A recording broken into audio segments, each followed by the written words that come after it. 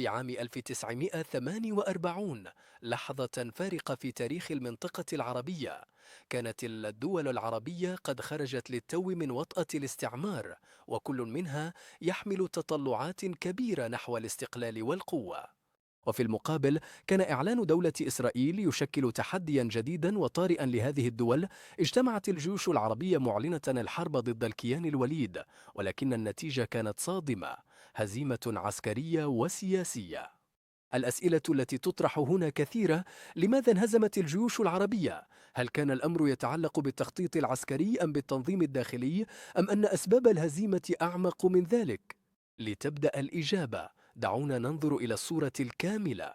الجيوش العربية التي شاركت في الحرب، والمعروفة بالنكبة، جاءت من عدة دول: مصر، الأردن، سوريا، لبنان، العراق، بالإضافة إلى مجموعات قتالية فلسطينية.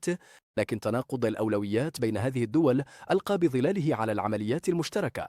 فبينما كان الهدف المعلن هو تحرير فلسطين، كان لكل دولة أجندتها الخاصة، مما أدى إلى عدم انسجام في القيادة وعدم تكامل في العمليات.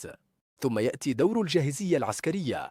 الجيوش العربية رغم الحماسة التي أبدتها كانت تفتقر إلى التدريب والتجهيزات اللازمة.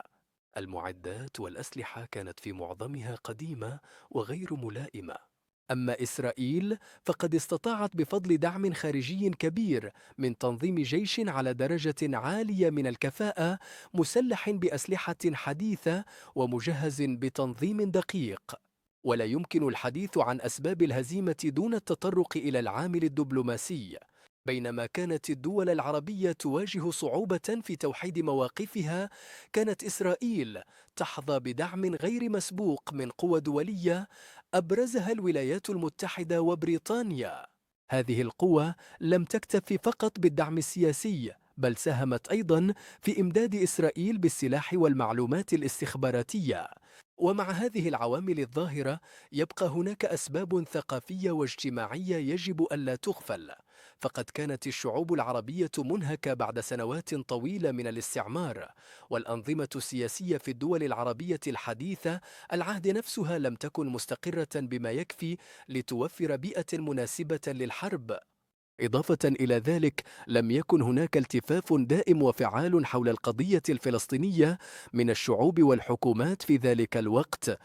عندما نعيد النظر في حرب 48، تظهر لنا أنها لم تكن مجرد مواجهة عسكرية، بل كانت صداما أكبر بين رؤيتين: رؤية تسعى لبناء كيان سياسي جديد مدعوم بقوى عالمية، ورؤية عانت من أعباء تاريخية ومشاكل داخلية حالت دون تحقيق أهدافها.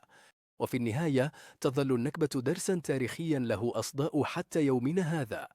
إنها تذكرنا أن القوة لا تقتصر فقط على عدد الجنود أو نوع الأسلحة، بل تعتمد على الوحدة، التنظيم، والرؤية المشتركة لمستقبل أفضل.